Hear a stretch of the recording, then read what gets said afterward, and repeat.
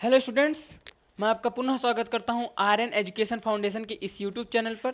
पिछले वीडियोस में मैंने चैप्टर 1, चैप्टर 2 कक्षा 8 के विज्ञान का जो पहला चैप्टर था फसल एवं प्रबंध और उसका जो दूसरा चैप्टर सूक्ष्म जीव था उसको मैंने 3D एनिमेशन और वीडियोज़ के साथ आपके पास डिलीवर कर दिया है। अगर आपने वो वीडियो नहीं देखी है तो आप प्लेलिस्ट बनी हुई है आर्यन एजुकेशन फाउंडेशन के इसी यूट्यूब चैनल पर, आप देख सकते हैं। तो आइए शुरू करते हैं कक्षा 8 विज्ञान का तीसरा चैप्टर, जो कि क्या है, संश्लेषित रेशे एवं प्लास्टिक।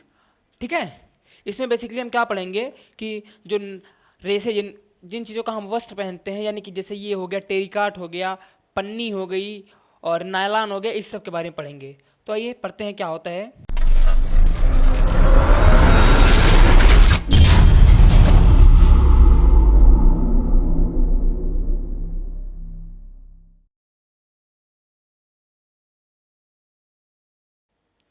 प्राकृतिक रेशे मीन्स नेचुरल फाइबर क्या होता है कि जो प्रकृति में, यानी कि जिसमें मानव ने हस्तक्षेप ना किया हो, यानी कि वो पहले से ही दुनिया में यानी इस संसार में मौजूद थी, वे रेशे क्या कहलाते हैं, वे प्राकृतिक रेशे कहलाते हैं। प्रकृति का मतलब होता है गॉड, गॉडली, यानी जो भगवान ने खुद दी है। ठीक है, उसमें उसे हमने नहीं बनाया है। जैसे ये वस्त्र तो हमने बनाया है, तो इस ये जो रेशा होगा, जैसे कि ये रेयान है, नायलान है, ये तो मानव निर्मित रेशा होगा। लेकिन जो प्रकृति ने दी है वो कैसा रेशा होगा, वो प्राकृतिक रेशा होगा। ठीक है, तो प्रकृति में पाए जाने वाले रेशे कौन से रेशे होते हैं, प्राकृतिक रेशे कहलाते हैं। ठीक है, संश्लेषित रेशे क्या होते हैं, मनुष्य द्वारा, यानी कि जो हमने निर्मित किया है उसमें हमने कुछ ना कुछ परिवर्तन करके उसे प्राप्त किया है। तो मानव द्वारा निर्मित किए गए रेशों को क्या कहते हैं, संश्लेषित रेशे, आर्टिफिशियल फाइबर या कृत्रिम रेशे भी कह सकते हैं। ठीक है, बहुलक ये पॉलीमर है, आप वो वाला बहुलक मत समझ लीजिए कि जो आप मैथमेटिक्स में पढ़ते हैं। ठीक है, किसी छोटी सी इकाई की पुनरावृत्ति कर से बने पदार्थ को बहुलक कहते हैं। ठीक है, जैसे मैं आपके सामने एक एग्जांपल ले लूँ, आपके सामने एक क्यूब है। देखिए, ये अगर मैं इतना यूनिट आपको दिखा दूँ, ये वाला पार्ट, ये जो कोना है, यही बार बार लगा है। ठीक है, यही इसी की पुनरावृत्ति, यानी कि इसे ही चारों तरफ लगा दिया गया है। बस किया क्या गया है कि कलर चेंज कर दिया गया है। ठीक है, तो ये जो एक पार्ट होगा इसे क्या कहते हैं, उसे एकलक कहते हैं। यानी बहुलक में किसी छोटी सी इकाई की पुनरावृत्ति से बने पदार्थ को बहुलक कहते हैं, तथा उस छोटी सी इकाई को क्या कहते हैं, एकलक कहते हैं। क्या कहते हैं, एकलक कहते हैं। ठीक है, को एकलक कहते हैं। जैसे पॉलीथीन, ठीक है, ये पॉलीथीन का सूत्र है। ठीक है, आपको सूत्र याद करने की जरूरत नहीं है, 9th या 10th में आपको ये सूत्र पढ़ने को मिल जाएगा। ठीक है, और सेल्यूलोज इत्यादि, ये जो सेल्यूलोज है मैं बता दूं, ये ग्लूकोज का बहुलक है। ग्लूकोज का नाम आप लोग ने सुना होगा कि हम जो भोजन करते हैं हमें उसमें ग्लूकोज मिलता है, फाइबर मिलते हैं, तो वही है। ग्लूकोज का भी एक बहुलक होता है, जो कौन सा है, सेल्यूलोज होता है। ठीक है, कागज भी इसी से बना होता है। ठीक है, जैसे पॉलीथीन, सेलुलोज इत्यादि। सेलुलोज क्या है, आगे लिखा है, ग्लूकोज का बहुलक होता है। ठीक है, आगे आपके सामने आता है रेयान। रेयान क्या होता है, देखो इसे रियान भी लिखते हैं और इसे रेयान भी लिखते हैं। ठीक है, कहीं कहीं आपको ये देखने को मिलेगा और कहीं कहीं ये देखने को मिलेगा। ठीक है, आप लोग इसमें कंफ्यूज नहीं होंगे। एक्चुअली हुआ क्या था कि चीन में खोजा गया, यानी कि एक कोई वैज्ञानिक थे, वो ऐसा अपने लैब में परीक्षण कर रहे थे। जैसे कि आप लोग भी शरारती होंगे, तो आप जब किचन मम्मी होती हैं तो मम्मी के साथ आप भी कुछ ना कुछ करते रहते हैं। तो वैसे वो भी चीन के वैज्ञानिक थे, वो भी लैब में ऐसे ही कुछ परीक्षण कर रहे थे। ठीक है, चीन में था, तो गलती से उनसे एक फाइबर बन गया था, उसी को उन्होंने क्या नाम दे दिया, रेयान नाम दे दिया। चीन में खोजा गया ऐसा कृत्रिम रेशा जो कागज के रासायनिक क्रियाओं से बनता है।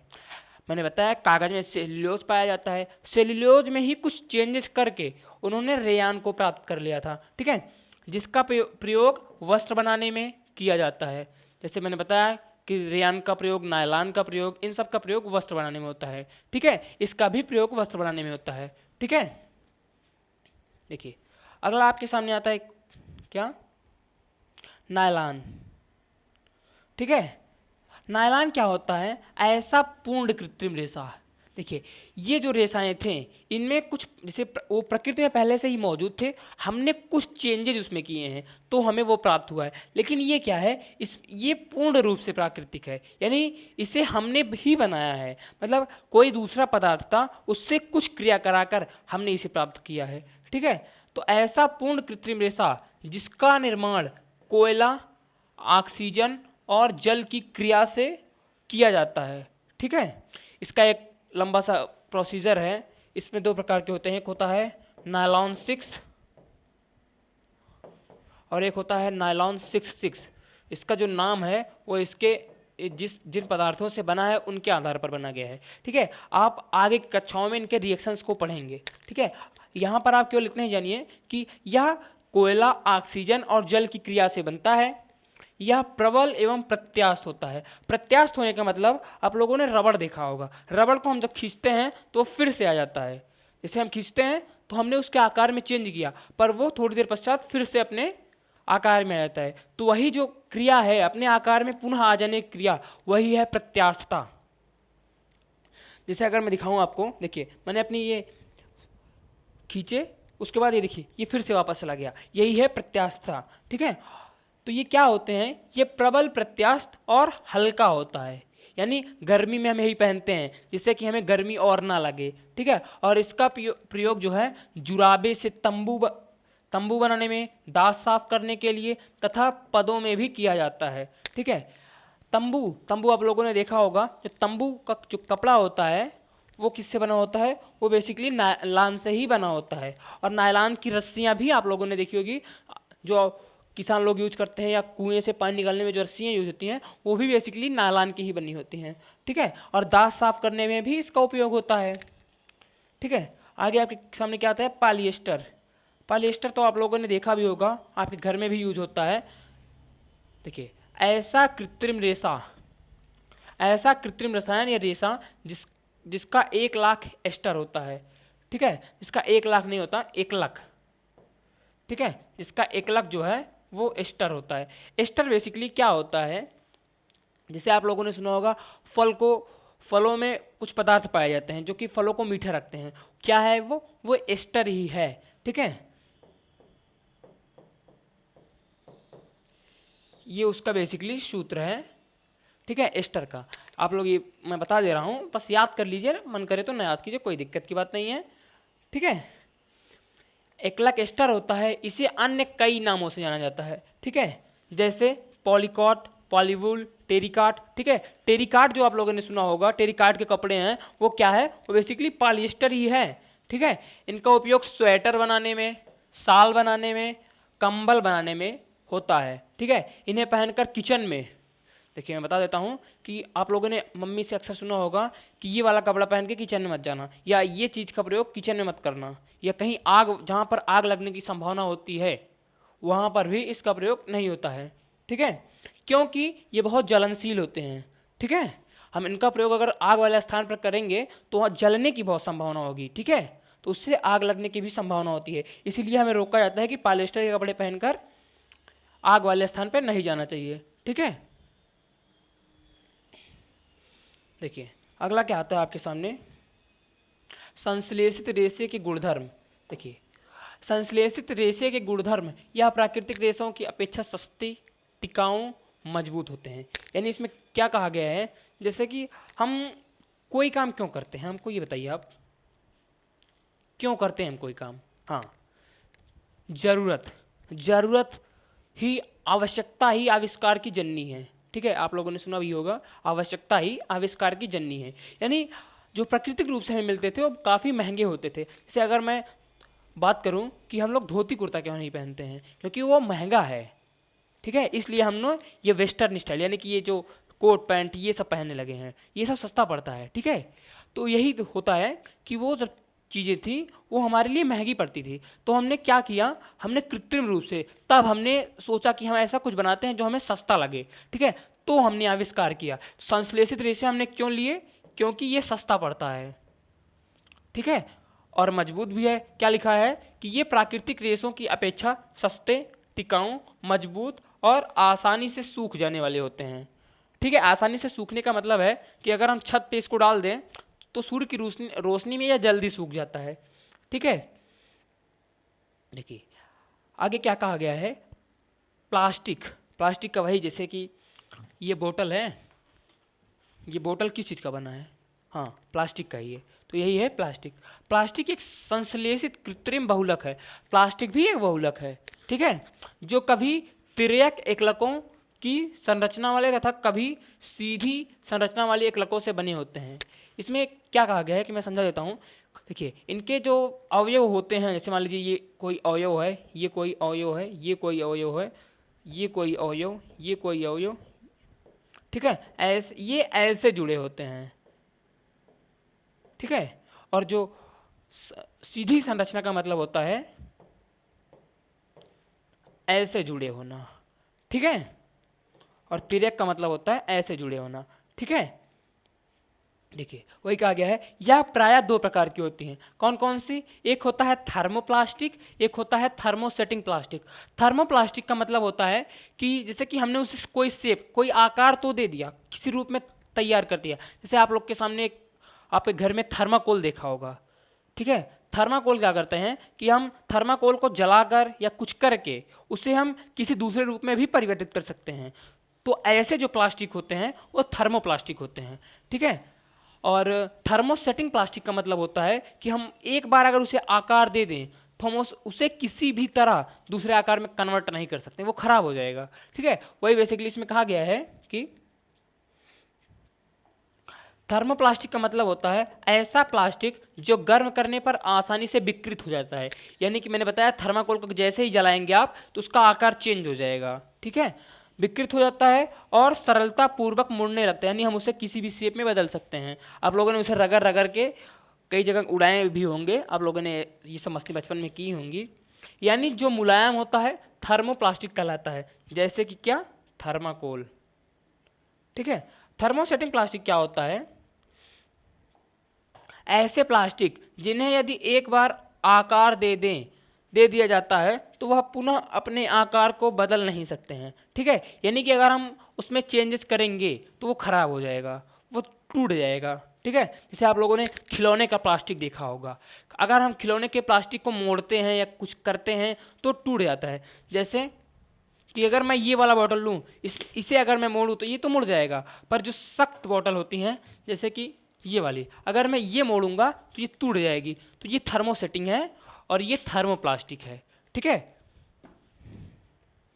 ठीक है, तो यह विद्युत और ऊष्मा के कुचालक होते हैं। ठीक है, इसलिए इनका प्रयोग तार बनाने में, जैसे आप लोगों ने देखा होगा जो तार की पन्नियाँ होती हैं, जो तार के ऊपर कॉइल लगी होती है, वो जो रंगीन कलर की होती है, जैसे अगर मैं यही दिखाऊं तो ये जो ब्लैक कलर की फॉइल लगी हुई हैं ये, ठीक है, वो क्या है, वो थर्मोसेटिंग प्लास्टिक ही है। हम इसे केवल मोड़ सकते हैं लेकिन इसे दूसरा शेप नहीं दे सकते हैं। देखिए ये मुड़ तो रही है, ये मुड़ तो रही है, पर इसे हम दूसरा शेप नहीं दे सकते हैं।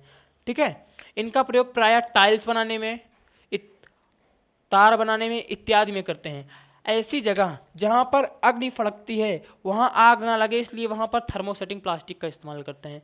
ये बेसिकली क्या कहना चाह रहा है, जैसे आप लोगों ने जो अग्निशामक व्यक्ति होते हैं, यानी कि जो आग बुझाने वाले व्यक्ति होते हैं, वो जो कपड़ा पहनते हैं उसमें उतनी जल्दी आग नहीं लगती जितना हमारे कपड़ों में, क्योंकि उनके जो कपड़े होते हैं उनमें थोड़ी मात्रा थर्मोसेटिंग प्लास्टिक की होती है। थर्मोसेटिंग प्लास्टिक में क्या होता है कि जल्दी आग नहीं लगती है, और इसमें करंट भी उतनी जल्दी नहीं लगती है, क्योंकि इसमें लिखा भी गया है, आप लोगों ने समझ लिया होगा कि ये विद्युत और ऊष्मा के कुचालक होते हैं। ठीक है, तो क्या होता है कि जो अग्निशामक व्यक्ति होते हैं, यानी जो आग बुझाने वाले व्यक्ति होते हैं, उनके कपड़ों में ये लगा होता है, जिससे उन्हें आग लगने का उतना खतरा नहीं होता है। ठीक है, वहाँ आग ना लगे, इसलिए वहाँ पर थर्मोसेटिंग प्लास्टिक का इस्तेमाल होता है। ठीक है, जैसे इसका एक एग्जांपल है मेलामाइन बैकेलाइट। ठीक है, ये इसके दो एग्जांपल हैं। चलिए आगे चलते हैं। देखिए प्लास्टिक का जो है हमारे दैनिक जीवन में बहुत उपयोग है। कैसे? हमारे सामने बहुत एग्जांपल हैं। हम किसी चीज़ को रखने में भी प्लास्टिक का इस्तेमाल करते हैं, आप लोगों के सामने अगर आप ध्यान से देखेंगे तो कई सारी प्लास्टिक की चीज़ें होंगी, जैसे कुर्सी, मेज, टीवी, ये सब किसकी बनी है? प्लास्टिक की। यानी प्लास्टिक के बिना हम एक तरह से कह सकते हैं कि दुनिया चल ही नहीं सकती। प्लास्टिक हमारी ज़रूरत हो गई है, ठीक है। वही कहा गया है कि प्लास्टिक हमारे दैनिक जीवन में बहुत उपयोगी है, ठीक है। हम हर जगह अपने आसपास प्लास्टिक की वस्तुएं जैसे चप्पल, पाइप, यहाँ तक कि संचयन के लिए बने डिब्बे, जैसे कोई फ्लिपकार्ट से चीज़ें आती है, जैसे घड़ी ही आती है, तो वो अगर आप सोनाटा की घड़ी देखे होंगे तो किस में आती है? वो प्लास्टिक के डिब्बे में ही आती है। अगर आपका फ़ोन ही देख लें, फ़ोन में जो चीज़ें जैसे कि चिप हो गया, सिम हो गया, ये सब किसकी बनी है? ये सब प्लास्टिक की ही बनी है। तो हर जगह प्लास्टिक का जो है बोलबाला हो गया है, ठीक है। एवं तार इत्यादि का प्रयोग भी प्लास्टिक के रूप में होता है, ठीक है। ये थे प्लास्टिक के कुछ उपयोग, ठीक है। प्लास्टिक कुचालक है, इसका क्या मतलब है? जैसे आप लोगों ने सुना होगा कि हम लोग सुनते हैं कि अगर आप कुछ बिजली का काम करते हैं तो आपको चप्पल पहनने के लिए सलाह दी जाती है कि आप चप्पल पहन के रखिए। ऐसा क्यों? क्योंकि जो चप्पल है उसमें करंट उतनी जल्दी फ्लो नहीं करता है। अगर आप पानी के सामने खड़े हो जाते हैं, पानी के पास खड़े होते हैं, अगर उसमें मैं करंट फ्लो करूं तो आपको तुरंत झटका लगेगा। क्यों? क्योंकि पानी सुचालक है, पानी में तुरंत बिजली पहुंचती है। पर जो चप्पल और प्लास्टिक की वस्तुएं होती हैं उनमें बिजली आसानी से नहीं पहुंचती हैं, ठीक है। प्लास्टिक वायु में उपस्थित गैसों से क्रिया नहीं करती है। जैसे अगर आप लोगों ने लोहा देखा होगा, लोहा को अगर थोड़ा सा गीला करके कुछ दिन रख दिया जाए तो उस पर भूरे रंग की, हल्के लाल रंग की परत चढ़ जाती है। वही जंग, आप लोगों ने सुना होगा लोहे में जंग लगना, ठीक है। लेकिन जो प्लास्टिक की वस्तुएं होती हैं इसमें पानी भरा है और ये हमेशा भरा रहता है, ठीक है। तो इसमें कुछ नहीं होता। क्यों? क्योंकि ये जो बाहर की ऑक्सीजन है उससे क्रिया नहीं करती है, बाहर के गैसों से क्रिया नहीं करती हैं। लेकिन जो लोहा है वो ऑक्सीजन से क्रिया कर लेता है, ठीक है।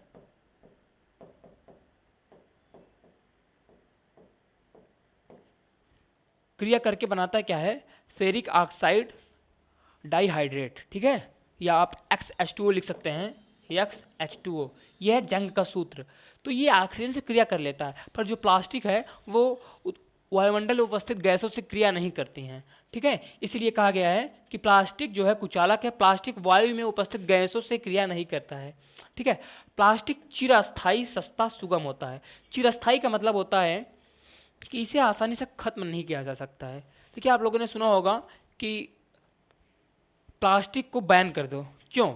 इसीलिए कि प्लास्टिक हमारे वायुमंडल को बहुत प्रदूषित करता है। ऐसा क्यों? ये प्रदूषित क्यों करता है? इसलिए क्योंकि इसे नष्ट ही नहीं किया जा सकता है। जैसे अगर आप कोई भी चीज़ ले लें, उसे आप ज़मीन में दफना दें, आज से लगभग 100 साल बाद भी अगर आप देखेंगे तो उसके अंश आपको दिखेंगे। लेकिन अगर आप जैसे कि सब्जी के छिलके या कुछ ऐसी चीज़ें जैसे कि फलों के छिलके, सब्जियों के छिलके अगर आप अंदर रखते हैं तो वो धीरे धीरे ख़त्म हो जाएंगे, तो वो प्रदूषण नहीं फैलाते। लेकिन जो प्लास्टिक है वो चिरस्थायी, यानी कि वो हमेशा से बना रहता है, वो बहुत लंबे समय तक चलता है, ठीक है। इसलिए कहा गया है कि प्लास्टिक चिरस्थायी है। सस्ता, सस्ता का मतलब होता है अगर आप 1 किलो सोना लें और 1 किलो प्लास्टिक, सस्ता कौन सा पड़ेगा? प्लास्टिक ना। तो वही कहा गया कि प्लास्टिक की जो कीमत है वो कम होती है। सुगम, यानी कि ये आसानी से मिल जाता है। सुगम का मतलब होता है आसानी से। जैसे आप बोतल के रूप में देख सकते हैं, कुर्सी, चप्पल, ये सब प्लास्टिक है, यानी प्लास्टिक आसानी से सबको मिल जाता है। इन्हें किसी भी आकार में ढाला जा सकता है।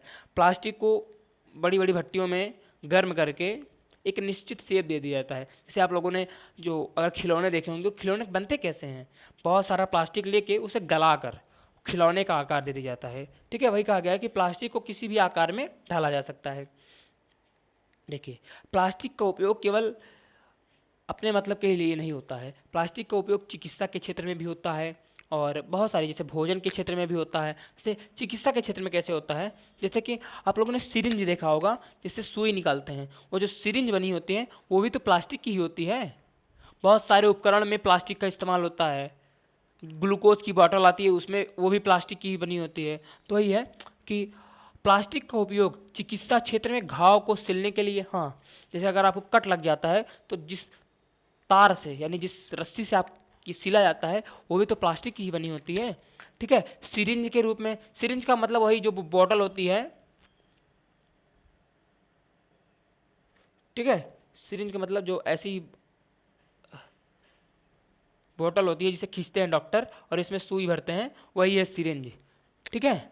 सिरिंज के रूप में और टेफ्लॉन एक ऐसा प्लास्टिक है, संश्लेषित बहुलक है, जिस पर तेल एवं पानी चिपकते नहीं, इसलिए इनका उपयोग कढ़ाई में किया जाता है। जैसे आप लोगों ने कई सारी कढ़ाइयाँ देखी होंगी, इस पर लगता है कि तांबे की, तो वो तांबे की बनी है, वो तांबे की नहीं होती है, वो क्या होता है, वो टेफ्लॉन होता है। टेफ्लॉन का इसमें क्या होता है कि ये आसानी से इसमें तेल चिपकता नहीं है, जिससे क्या होता है कि हम आसानी से उसमें तेल वाली चीज़ें पका सकते हैं। इसका जो फॉर्मूला है मैं बता दे रहा हूँ, वैसे तो आपके काम का नहीं है, पर आप लोग जान लीजिए जानकारी के लिए। CF2 डबल बॉन्ड CF2, ये जो है वो टेफ्लॉन का सूत्र है। ठीक है, ऐसे ही सारे जो प्लास्टिक हैं, नायलॉन है, इस सबके सूत्र होते हैं। ठीक है, जो आपके लिए नीड है मैं 2-3 बता दिया हूँ इसी वीडियो में, जैसे कि टेफ्लॉन का, पॉलिएस्टर का, पॉलीथीन का। ठीक है, ये 2-3 चीज़ें आप अगर याद कर लेते हैं तो आपके लिए फ़ायदेमंद है। ठीक है, देखिए अगला आपके सामने क्या आता है, अग्निशाह प्रतिरोध। ये क्या होता है, ऐसे बहुलक जो आसानी से अग्नि में नहीं जलते हैं। अग्निशाह का मतलब ही होता है अग्नि सहने वाला। ठीक है, अगर आप शब्द को देखेंगे तो आपको पता चल जाएगा, अग्नि सहने वाला, अग्निशाह। ठीक है, अग्नि में नहीं जलते, जैसे कि मेलामाइन। मैंने आपको बताया कि मेलामाइन एक थर्मोसेटिंग प्लास्टिक भी है। ठीक है, थर्मोसेटिंग मैंने आपको तो अभी थोड़ी देर पहले ही बताया, थर्मोसेटिंग। और ये भी बताया था कि ये प्लास्टिक एवं ऊष्मा के कुचालक होते हैं। तो ये लिखा गया है कि इसका उपयोग अग्नि बुझाने वाले, देखिए जो मैंने आपको एग्जाम्पल दिया था कि अग्नि बुझाने वाले कर्मचारी वस्त्र पर परत चढ़ाने के लिए करते हैं। ठीक है, आप लोगों ने एक यंत्र देखा होगा, अपने कुछ के घरे में अवेलेबल भी होगा, जैसे कि माइक्रोवेव, इसमें केक पकाया जाता है, जैसे डिब्बे के आकार का होता है। इसे खोलकर इसमें केक रख दिया जाता है, तो गर्मी बढ़ाकर उसे पका दिया जाता है। जो माइक्रोवेव में केक रखा जाता है, वो जो प्लेट होती है, जिस प्लेट पर केक रखा जाता है और उसे अंदर रखते हैं, वो जो प्लेट है वो भी तो ऊष्मा की कुचालक होगी। मतलब कुचालक का मतलब होता है वो भी तो अग्नि बहुत सह सकती, कुचालक नहीं कह सकते हैं, क्योंकि अगर कुचालक हो जाएगी तो हम केक को गर्म कैसे करेंगे। वो इतनी अग्नि सह सकती है कि केक उसमें पक जाता है। ठीक है, वही कहा गया है कि माइक्रोवेव ओवन में केक पकाने के लिए प्लास्टिक के बर्तनों का इस्तेमाल होता है, क्योंकि केक ऊष्मा के माध्यम से बनाया जाता है और ऊष्मा का असर उस प्लास्टिक पर नहीं होता है। ठीक है, देखिए प्लास्टिक को जो है बेसिकली 2 भागों में बांटा गया है, एक जैव निम्नीकृत, एक जैव अनिम्नीकृत। जैव निम्नीकृत का मतलब होता है जो जीवाणुओं द्वारा, जैव का मतलब होता है जो जीवाणुओं द्वारा खत्म कर दिया जाता है। खत्म करने का मतलब आप लोग ये पढ़ने के बाद समझ जाएंगे, ऐसे पदार्थ जो कीटाणुओं द्वारा अपघटित कर लिए जाते हैं। कीटाणु, जैसे कि मैंने बताया था कि सब्जी के छिलके अगर मैं ज़मीन में दफना दूं तो वो कुछ समय बाद खत्म हो जाते हैं। अगर जो मानव शरीर है वो ज़मीन में दफना दूं तो वो भी धीरे धीरे खत्म हो जाता है। ऐसा कैसे होता है, मैंने आपको पहले चैप्टर में बताया था कि मिट्टी में कुछ जीवाणु कीटाणु पाए जाते हैं। वो क्या कर, और दूसरे चैप्टर में भी मैंने कुछ बताया था कि वो जो जीवाणु हैं वो हमारे शरीर पे भी वास करते हैं। हमारे शरीर में जो चीज़ें हैं वही खाकर अपना जीवन यापन करते हैं, यानी उनका भोजन जो है हमारा शरीर है, ये जो कचड़े होते हैं वही उनका भोजन है। ठीक है, तो उसे खाकर खत्म कर देते हैं। इसी प्रकार ठीक है प्लास्टिक को भी खत्म कर देते हैं, पर कुछ प्लास्टिक या कुछ पदार्थ ऐसे भी होते हैं जो खत्म नहीं कर पाते, वो लोग जिनका पाचन वो नहीं कर सकते हैं। तो यही है, ऐसे पदार्थ जो कीटाणुओं द्वारा अपघटित कर लिए जाते हैं। अपघटित करने का मतलब है खत्म कर दिए जाते हैं या खा लिए जाते हैं, खत्म कर लिए। ठीक है, तथा पर्यावरण को हानि नहीं पहुंचाते हैं, यानी कि जब वो तो खत्म हो गए तो हमारे पर्यावरण को कहाँ हानि पहुंचाएंगे। ठीक है, जैव निम्नीकृत पदार्थ कहलाते हैं, जैसे कि कागज, सब्जियों के छिलके इत्यादि। ठीक है, जैव अनिम्नीकृत जस्ट इसका उल्टा है, मतलब कि ये जीवाणुओं द्वारा खत्म नहीं होते हैं आसानी से। ठीक है, खत्म तो हो जाते हैं बाद में, बहुत सालों बाद, लेकिन आसानी से खत्म नहीं होते हैं। यही कहा गया है कि ऐसे पदार्थ जिन्हें कीटाणुओं द्वारा अपघटित होने में कई साल लग जाते हैं। ठीक है, तथा यह पर्यावरण को काफ़ी हानि पहुंचाते हैं, यानी जब कई साल तक रहेंगे तो हमारे पर्यावरण को हानि तो पहुंचाएंगे ही। ठीक है, जैसे पॉलीथीन, पॉलिएस्टर। पॉलीथीन क्यों बैन किया जाता है, इसीलिए बैन किया, सरकार चाहती है कि पॉलीथीन बैन हो जाए, जिससे कि इसका उपयोग ना हो, यानी कि ये प्रदूषण ना फैलाए। ठीक है, इसलिए पॉलीथीन सरकार बैन करना चाहती है। ठीक है, इसे खत्म करने के लिए, यानी कि प्लास्टिक को खत्म करने के लिए सरकार या हमारी गवर्नमेंट जो कह सकते हैं, वो 5 तरीके लाती है, वो उसे 5R तकनीक कहते हैं। ठीक है, पर्यावरण को इन पदार्थों से बचाने के लिए सरकार 5R तकनीक का प्रयोग करती है। ठीक है, इसमें क्या 5R तकनीक है? रीयूज। रीयूज का मतलब होता है, जैसे मैंने इस बोतल को रेलवे से ख़रीदा, इसमें पानी पिया, फिर मैं दूसरा पानी भरकर इसी बोतल में इसका उपयोग करूं। ठीक है, ये हो गया इसका रीयूज। ठीक है, रिसाइकिल का मतलब होता है, रिसाइकिल का मतलब होता है कि जैसे कि आप जो केन लाते हैं, जो केन में आप लोग ठंडा पीते हैं, उससे हम थोड़ा सा कट करके ऊपर से उसमें पेन रखने वाला बना सकते हैं, उसे पेन रखने वाला बना सकते हैं। ये क्या हो गया? ये उसका हो गया रिसाइकल। रिफ्यूज़ का मतलब होता है मना कर देना, यानी कि जो प्लास्टिक हम ले रहे हैं, जैसे कि मैं कुछ पदार्थ, जैसे कि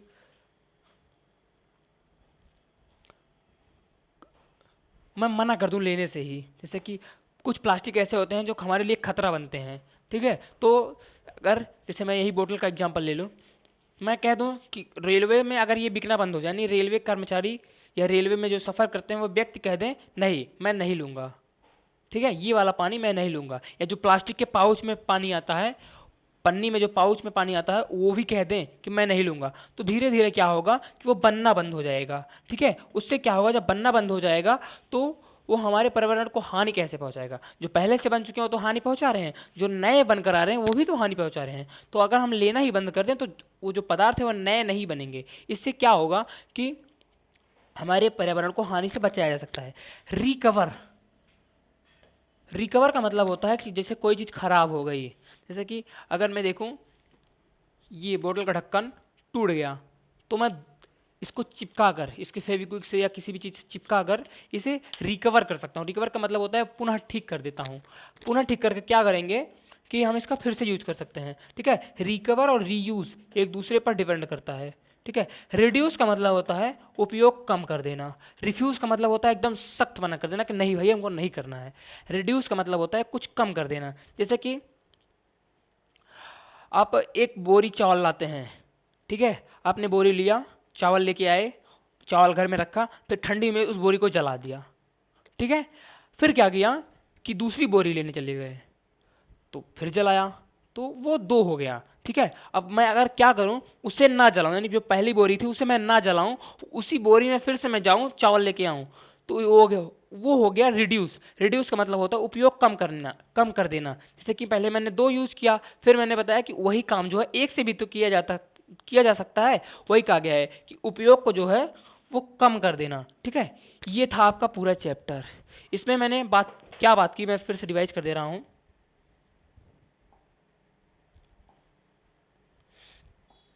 इसमें मैंने आपको बताया था रेयान के बारे में, प्लास्टिक रेशों के बारे में, कृत्रिम रेशों के बारे में, नायलॉन के बारे में, मतलब कि प्लास्टिक के जितने तरीके होते हैं उसके बारे में, प्लास्टिक पर्यावरण से हानि कैसे पहुंचाते हैं इसके बारे में, प्लास्टिक हमारे लिए किस प्रकार उपयोगी हैं, किस प्रकार नुकसानदायक हैं इसके बारे में, पदार्थ कितने प्रकार के होते हैं अकॉर्डिंग टू प्लास्टिक, कुछ प्रकार के बहुलक भी हमने अध्ययन किए। ठीक है, तो ये चैप्टर आपका यहीं एंड हो जाता है। ठीक है, पिछले वीडियोज़ में अगर आपके कोई भी डाउट्स हों और इस वीडियो में भी अगर आपके कोई डाउट्स हों तो आप इस वीडियो के नीचे कमेंट में ज़रूर बता दीजिएगा, मैं उस कमेंट को पिन करूंगा, आपको रिप्लाई भी ज़रूर दूंगा। ठीक है, अगर आपको किसी भी, जैसे कि आपको इस पीडीएफ को चाहिए तो आप टेलीग्राम चैनल को ज्वाइन कर लीजिएगा, मैं पीडीएफ वहीं पर सेंड कर दूंगा। ठीक है, तो अगर आपको ये वीडियो अच्छी लगी हो तो आप इस वीडियो को लाइक कर दीजिएगा, और जो कक्षा 8 के बच्चे हैं उन्हें ये वीडियो ज़रूर शेयर कर दीजिएगा। ठीक है, जिससे उनके एग्ज़ाम में जो भी क्वेश्चन यहाँ से फंसे वो उनको सॉल्व कर सकें। ठीक है, अगर आपको ये वीडियो पसंद आई तो इसको लाइक कीजिएगा, शेयर कीजिएगा, और कमेंट में ज़रूर बताइएगा कि आपको ये वीडियो कैसी लगी। मिलते हैं नेक्स्ट वीडियो में, तब तक के लिए धन्यवाद।